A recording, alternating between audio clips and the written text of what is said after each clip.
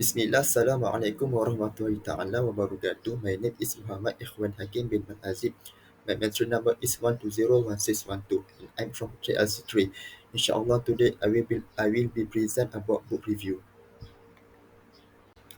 To start the introduction, I will briefly explain about the book itself.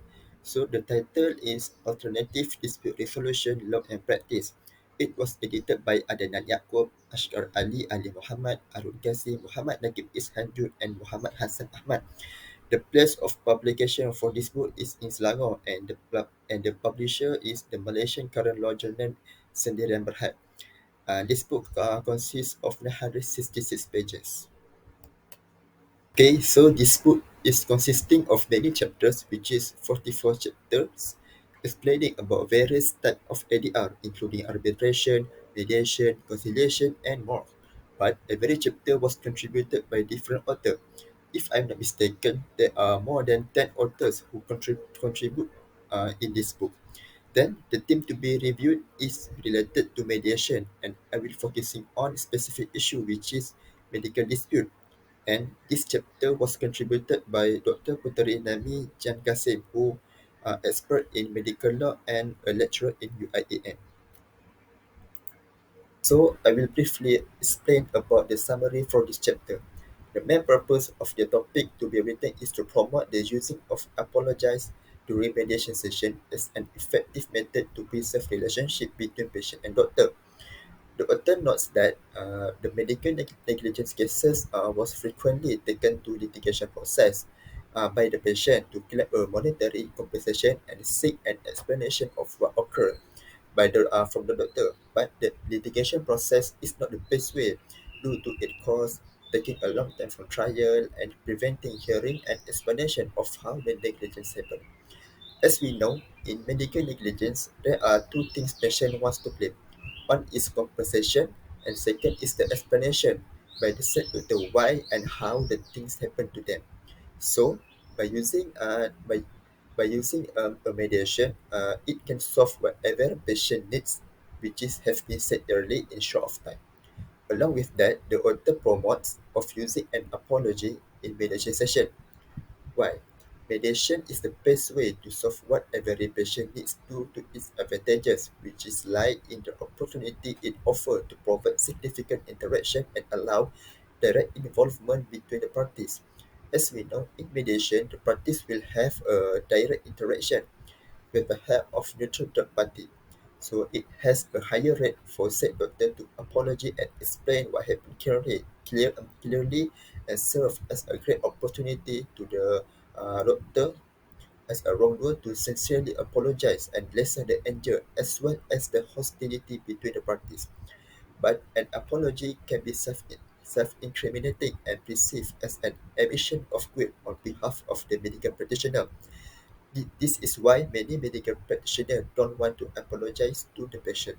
Moreover, there are cases where the decision was in favor of the patient due to an apology from a medical practitioner because it has been recognized that negligence was established. Next, we move to the analysis for this chapter. I will analyze the strengths and weaknesses in the explanation by the author for this topic. The strength lies in how the author explains how an apology plays its role very well with the advantages of mediation as a good way of resolving disputes in medical disputes. The important features offered by the mediation, which is confidential, voluntary, and direct involvement, makes the apology of the parties make the using of apology is very suitable in mediation session. It makes the apology giving more impactful to preserve the relationship between the parties and will give a good outcome in the end of the mediation process.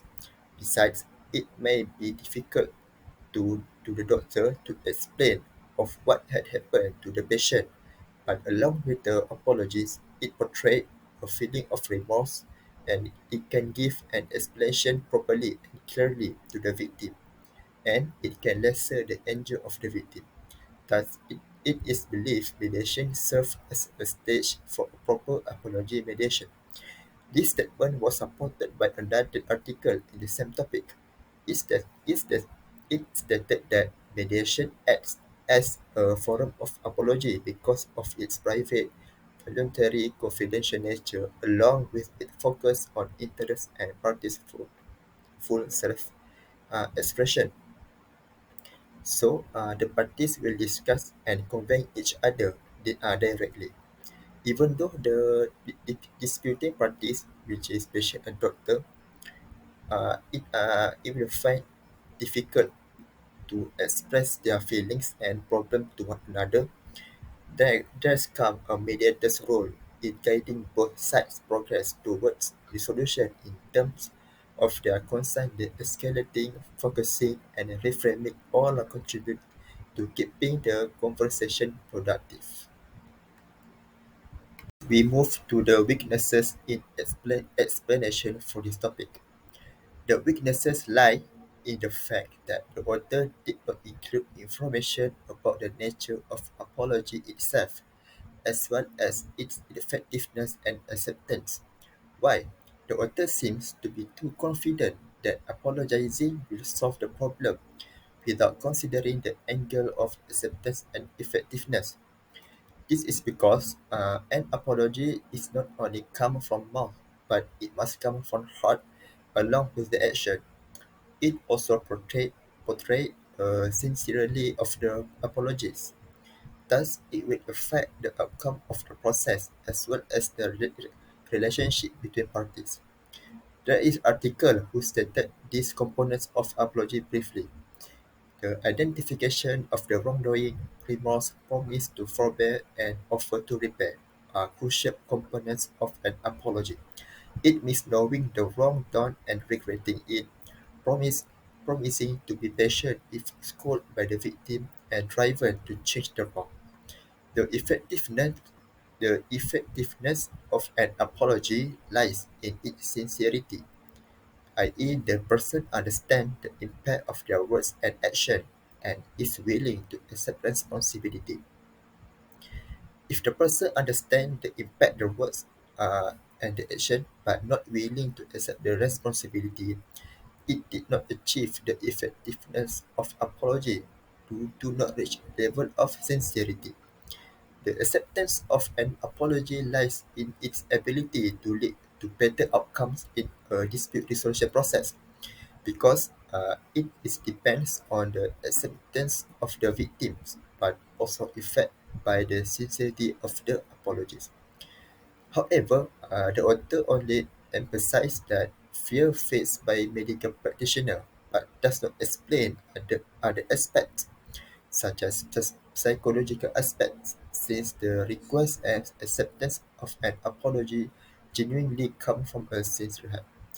As we can see, the author only explain about how the medical practitioner did not want to give an apology because they are fear if they give a apology, it will give a negative outcome to them in the court. We move to our last agenda, which is the conclusion for this review.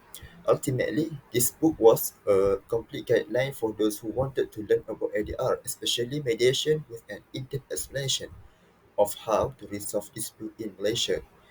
The thick of the book consists of 966 pages with evidence as a complete guidance of ADR in Malaysia.